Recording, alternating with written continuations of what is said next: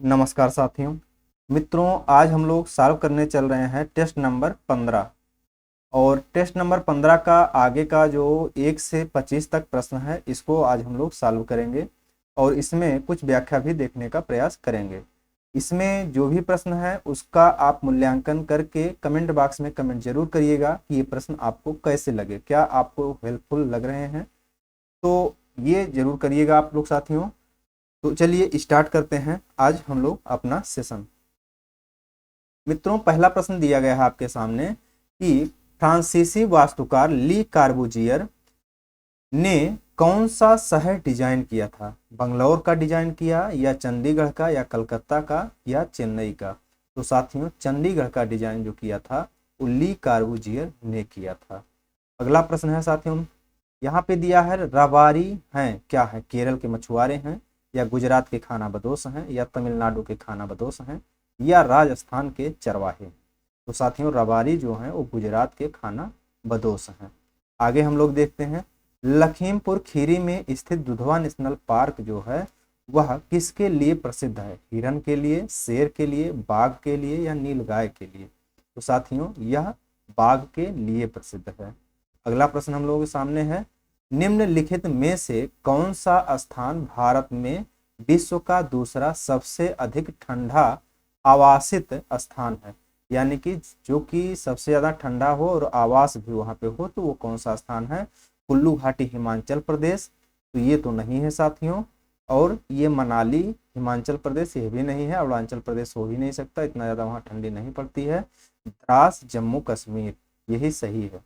आगे हम लोग देखते हैं नेक्स्ट प्रश्न। अगला है साथियों हम लोग सामने पांचवा प्रश्न।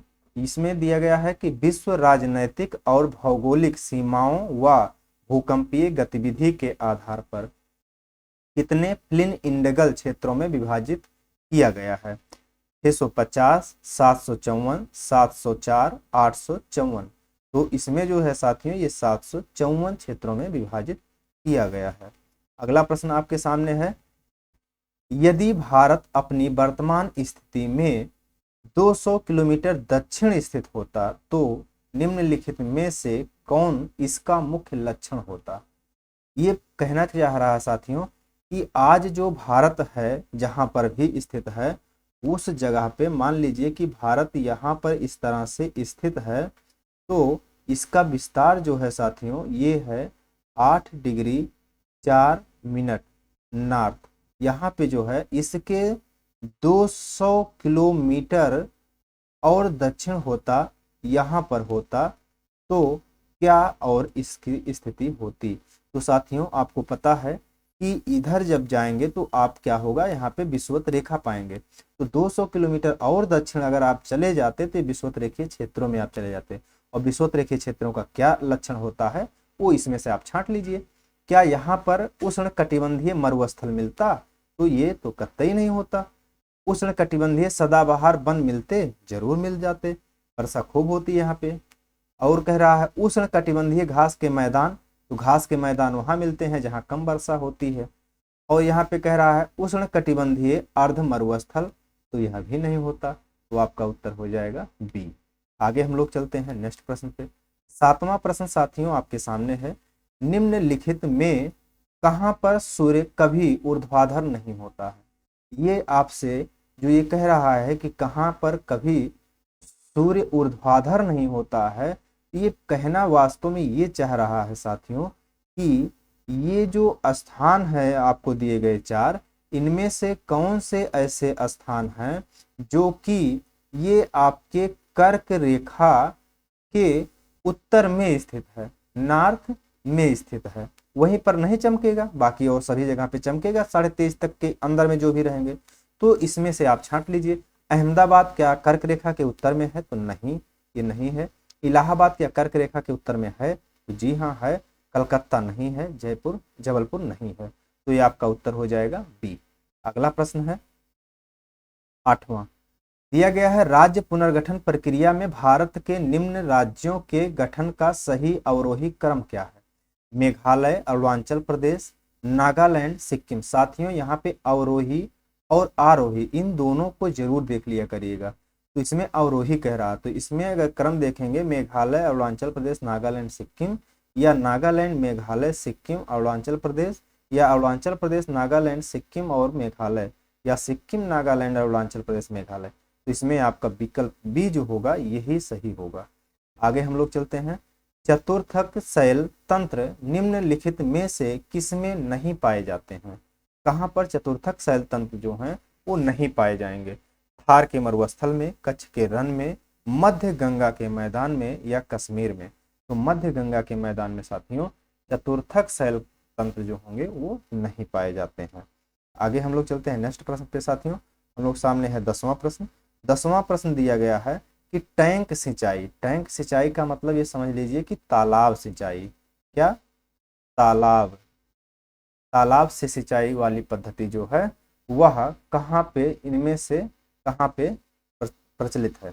तो यह समुद्री मैदानी क्षेत्रों में, या यहाँ पे उत्तरी मैदानी क्षेत्र में, या दक्षिण पठार पे, या पतझड़ी वन पे? तो यह साथियों आपके प्रायद्वीपीय भारत में अगर आप देखेंगे तो वहाँ पर यही सिंचाई ज़्यादा प्रचलित है।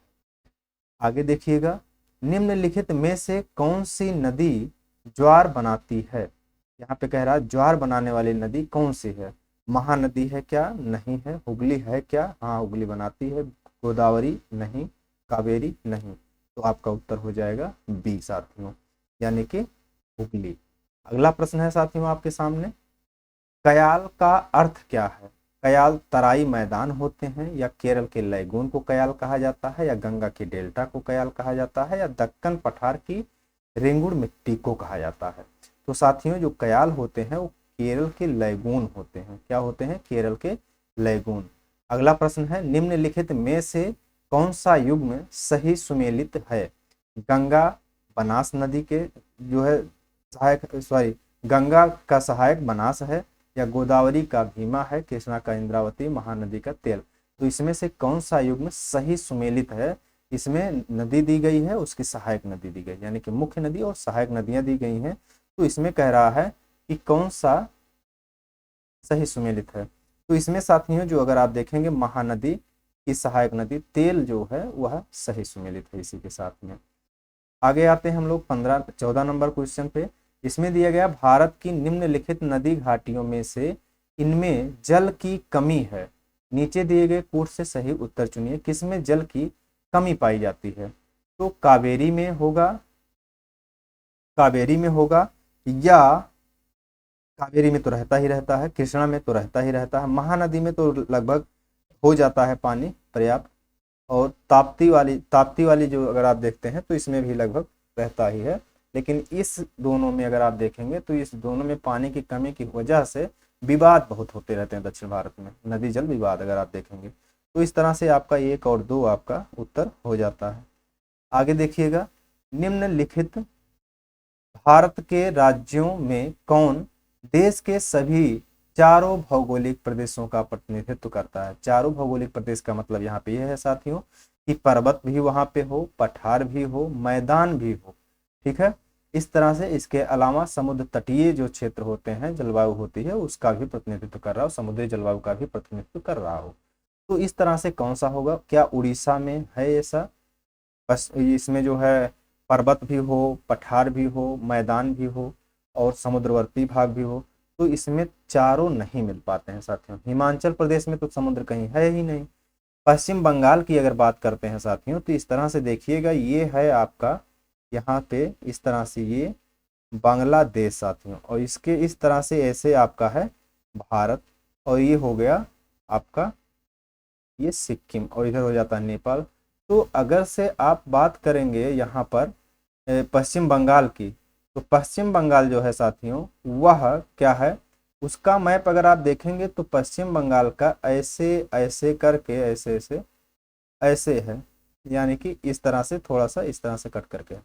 तो यहाँ पे अगर आप देखेंगे तो ये पर्वतीय भाग भी इसको मिल जाता है। कुछ सिक्किम के निचले वाले भाग में देखेंगे तो यहाँ तक ये इस तरह से ये वाले भाग में सिक्किम के यहाँ पे पश्चिम बंगाल है। तो इस तरह से यहाँ पे क्या हो गया, पर्वतीय गुण मिल गया। इसके बाद और अगर नीचे आते हैं तो यहाँ पे क्या हो जाता है, यहाँ पे ये मेघालय पठार है तो थोड़ा सा नीचे आएंगे तो पठारी भाग मिल जाता है, इधर छोटा नागपुर पठार वाला मिल जाता है। इस तरह से। और इसके बाद यहाँ पे बांग्लादेश के इस साइड में अगर आप देखते हैं तो डेल्टाई वाला भाग मिल जाता है, समुद्र तटवर्ती भाग भी मिल जाता है। तो सारे यहाँ पे अगर गुण देखेंगे तो पश्चिम बंगाल में मिल जाते हैं। 15 का आपका पश्चिम बंगाल हो जाएगा। आगे हम लोग देखते हैं कि नीचे दिए गए कूट की सहायता से निम्नलिखित पहाड़ियों का सही उत्तर क्रम बताइए। इसमें आपका सही से उत्तर क्रम बताना है पहाड़ियों का लक्षण देख करके, ठीक है। तो इसमें कौन सा सही उत्तर क्रम हो जाएगा साथियों, यहाँ पे दिया गया है कि अन्नामलाई, पालनी पहाड़ियाँ और इलायची पहाड़ियाँ। इसमें कह क्या रहा है, कैसे किस तरह से क्रम कह रहा है, सही उत्तर दक्षिण क्रम कह रहा है। अच्छा, उत्तर दक्षिण क्रम की बात कर रहा है, तो इसमें कौन सा क्रम हो जाएगा। तो इसमें साथियों अगर अन्नामलाई की बात करें तो यह मान लेते हैं इस तरह से, इलायची पहाड़ी एकदम दक्षिण में है और पालनी ये यहाँ पे मिल जाती है आपको नीलगिरी वाले साइड में। तो इस तरह से ये आपका क्रम सही ही है, यानी कि 1 2 3 आपका ये वाला सी वाला सही कर लीजिएगा, ठीक है। आगे हम लोग देखते हैं, गंगा नदी नौ परिवहन हेतु उपयुक्त नहीं है। ऐसा कैसे भी ये नहीं है। पहला जो अगर आप देखते हैं वाटर वे, तो वो कहाँ पे है, वाटर वे अगर आप देखते हैं तो वो आपका यहीं पे दिया गया है, इलाहाबाद से हल्दिया। तो ये तो गलत हो जाएगा इनका। और इसके बाद नदी के जल प्रसरण में अत्यधिक घट बढ़ होती रहती है। तो ये बात तो इनकी बात सही लग रही है कि यहाँ पे घट बढ़ होता रहता है, लेकिन परिवहन हेतु तो उपयुक्त ही नहीं है, तो ये बात तो गलत लग रहा है। यानी कि एक गलत है और आर सही है। इसमें आपका कौन सा हो जाएगा, ये गलत है और आर सही है, यही आपका उत्तर हो जाएगा साथियों। आगे हम लोग देखते हैं 18 नंबर प्रश्न। यहाँ पे दिया गया है प्रदेश और मृदा के प्रारूप दिए गए हैं। कर्नाटक प्रदेश में क्या रेंगुर मिट्टी पाई जाती है, पाट प्रदेश में क्या लाल मिट्टी पाई जाती है, मालवा का पठार जो है क्या वहाँ पे लैटेराइट मिट्टी मिलती है, या उत्तरी सरकार में जलोढ़ मिट्टी मिलती है। तो इसका आपको मिलान करना है साथियों कि कौन सा किस प्रदेश में मिलता है। तो यहाँ पे ध्यान दीजिएगा कि ये जो कर्नाटक है पठार, यहाँ पे लाल मिट्टी मिलती है। कौन सी मिट्टी मिलती है, लाल मिट्टी मिलती है। और पाट प्रदेश की बात अगर आप करते हैं तो यहाँ पे लैटेराइट मिट्टी मिलती है। कौन सी मिलती है, लैटेराइट मिट्टी मिलती है। और मालवा के पठार की अगर बात करेंगे तो मालवा वाला पठार जो है यहाँ पे काली मृदा मिलती है, यानी कि रेंगुर मृदा।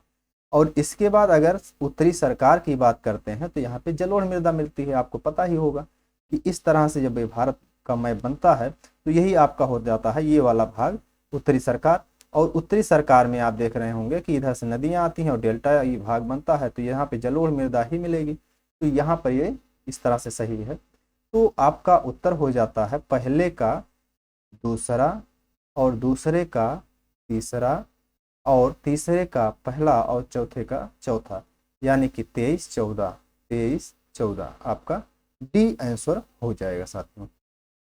आगे हम लोग देखते हैं, नेक्स्ट प्रश्न है, कुल्लू घाटी पर्वत श्रेणियों के बीच में अवस्थित है। किन पर्वत श्रेणियों के बीच में स्थित है, धौलाधर पीर पंजाल के बीच में, और रणज्योति एवं नागटिबा के बीच में, लद्दाख और पीर पंजाल के बीच में, या मध्य हिमालय और शिवालिक हिमालय के बीच में। तो मध्य हिमालय और शिवालिक हिमालय के बीच में है, इसमें कुछ सोचने की जरूरत ही नहीं साथियों। आगे हम लोग देखते हैं, पाट भूमि पाई जाती है। कहाँ पे पाट भूमि पाई जाती है, छोटा नागपुर पठार में, या विदर्भ मैदान में, या दंडकारण्य में, या विंध्य उच्च भूमि में। तो साथियों पाट भूमि जो पाई जाती है वह आपको मिलती है छोटा नागपुर पठार क्षेत्र में, ठीक है। आगे देखिएगा, नेक्स्ट प्रश्न है, खादर मिट्टियों के संबंध में कौन सा कथन जो है वो सही है। वे नदियों के बाढ़ मैदानों में पाई जाती है, बात तो सही है। उनमें पौधों के पोषक तत्व तो अधिक होते हैं, ये भी बात सही है। उनमें ऊसर भूमि के बड़े क्षेत्र होते हैं, ना ना ना भाई, ऊसर भूमि के नहीं होते, खादर भूमि के कह सकते हैं आप। तो इस तरह से जो है ये आपका 1 और 2 इसमें आपका सही दिख रहा है। तो कहाँ पे है, ये बी वाले में। आगे हम लोग बढ़ते हैं, यहाँ पे 22 नंबर प्रश्न में देखिएगा, हिमालय क्षेत्र में निम्न मिलने वाली दून घाटियां किस प्रकार की होती हैं। सक्रिय अनुदैर्ध्य होती हैं, विस्तृत और अनुदैर्ध्य होती हैं, सक्रिय अनुप्रस्थ होती हैं, विस्तृत अनुप्रस्थ होती हैं। तो इसमें साथियों अगर आप देखेंगे जो हिमालय क्षेत्र में है तो यहाँ पे बहुत सकरी घाटियां पाई जाती हैं। क्या होती हैं, बहुत सकरी घाटियां पाई जाती हैं। तो सकरी और अनुदैर्घ्य लगा दीजिएगा, तो ये आपका हो जाएगा उत्तर साथियों। 23वां प्रश्न है, मैकाल पहाड़ियां वस्तुतः हैं क्या हैं? भ्रंशोत्थ पर्वत हैं, अवशिष्ट पहाड़ियां हैं, बलित पर्वत हैं या उत्थित पठार के कगार हैं? तो इसमें कुछ सोचने की बात ही नहीं है साथियों, आपको पता ही है कि ये मैकाल श्रेणी जो है वो कहाँ पर स्थित है। ये हो गया आपका, मान लीजिए कि विंध्याचल हो गया, और इसके बाद ये आपका हो जाता है सतपुड़ा, और इसी में ही क्या होती हैं, यहाँ पर आपका हो जाता है अजंता।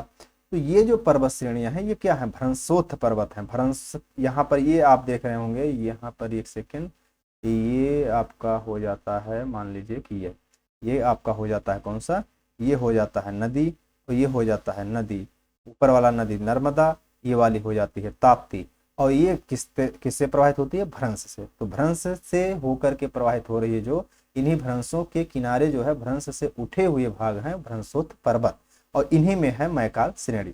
तो ये हो जाएगा भ्रंशोत्थ पर्वत। ठीक है, आगे हम लोग देखते हैं साथियों। अगला प्रश्न है, शैल समूह दिया गया है और शैल तंत्र दिया गया है, कौन कौन से शैल समूह कौन कौन से शैल तंत्र से संबंधित हैं? तो यहाँ देखिएगा, पहला है आर्कियन। आर्कियन जो शैल समूह है साथियों, इसकी अगर बात करते हैं तो पहले का आपका हो जाएगा धारवाड़। क्या हो जाएगा, पहले का आपका हो जाएगा धारवाड़। आर्कियन, द्रविड़ियन, इसमें थोड़ा सा यहाँ पे साथियों ध्यान दीजिएगा, जब ये आपको इस तरह से ये दे दे यहाँ पे, यानी कि ये वाला ऊपर दे रहा है और इसका मिलान उल्टा करवा दे, तो यहाँ पे प्रश्न आपका गलत हो सकता है। इसमें जो आपका उत्तर होगा ये इसी तरह से निकलेगा। इसमें दिया गया है 1 2 3 4 ऊपर दिया गया है और नीचे इस तरह से कर रहा है। ठीक है, तो इसको थोड़ा सा ध्यान दीजिएगा, इसको आप लोग भी मिलाने का प्रयास करिएगा कि क्या ये सही है। अगर सही नहीं होता है तो कमेंट बॉक्स में कमेंट जरूर करिएगा कि यह किस तरह से मिलान हो सकता है। तो यहाँ पे ध्यान दीजिएगा साथियों कि अगर हम लोग इधर से मिलाने सोचते हैं आर्डोविशियन से, तो आर्डोविशियन यानी कि 1 का सी हो जाएगा। 1 का सी कोई मिल रहा है, यहाँ पे तो मिल रहा है और इसके अलावा कहीं और मिल नहीं रहा। द्रविड़ियन से ये आर्डोविशियन में ये मिल जाता है, इसी को हम लोग लगा लेते हैं। चलिए आगे भी देख लेते हैं, नेक्स्ट वाला भी, कि 2 का जो है गोंडवाना, ये आर्यन से कर दीजिए, ये इसी में आपका आ जाएगा साथियों। इसके बाद 3 का अगर आप करेंगे तो धारवाड़ आर्कियन क्रम, और इसके बाद जो है आपका विंध्यन क्रम वाला हो जाएगा कौन सा, पुराण वाला। इस तरह से आप इसको देख लीजिएगा। ठीक है, अगला प्रश्न है 25वां प्रश्न है, भारत में धारवाड़ क्रम की शैलों के संबंध में निम्नलिखित कथनों का अध्ययन कर नीचे दिए गए कूट से सही उत्तर का चयन करिए। धारवाड़ क्रम की शैलें अवसादी तथा आग्नेय शैलों के अत्यधिक रूपांतरण से बनती हैं, ये बात सही है या गलत है? तो ये बात पूरी तरह से सही है साथियों। इसके बाद कह रहा है कि इस क्रम की यानी कि धारवाड़ क्रम की शैलों में कोयला के विशाल भंडार, अच्छा भैया ये बात गलत है, क्योंकि गोंडवाना क्रम में मिलते हैं। कहाँ पे मिलते हैं, गोंडवाना क्रम में मिलते हैं, तो ये वाला गलत हो जाएगा। नेक्स्ट कह रहा, इस क्रम की शैलों में विविध प्रकार के खनिजों के भंडार मिलते हैं, हाँ ये बात तो सही है, धारवाड़ वाले में खूब खनिज मिलते हैं। आगे कह रहा, इन शैलों का आविर्भाव कैम्ब्रियन युग में हुआ था, तो इनका आविर्भाव कैम्ब्रियन युग में नहीं हुआ था साथियों, ये भी गलत हो जाएगा। तो इस तरह से आपका कौन सा उत्तर हो जाएगा, 1 और 3, 1 और 3 सी वाले में। ठीक है, आगे हम लोग देखते हैं। बस यही आपका लास्ट प्रश्न था साथियों, 25 प्रश्न हो गए हैं। ये प्रश्न कैसे लगे इसको कमेंट बॉक्स में कमेंट जरूर करिएगा। अगर आपको वीडियो पसंद आ रहे हैं तो प्लीज़ कमेंट बॉक्स में कमेंट करते रहा करिए कि कैसे लग रहे हैं, क्या हमें सुधार करना चाहिए, और ये क्वेश्चन किस तरह से और सेलेक्ट करना चाहिए हमें, तो इससे हमको क्या होगा, आसानी होगी। चलिए मिलते हैं किसी नेक्स्ट वीडियो में, तब तक के लिए साथियों पढ़ते रहिए और हंसते और मुस्कुराते रहिए साथियों। नमस्कार, जय हिंद, वंदे मातरम। सब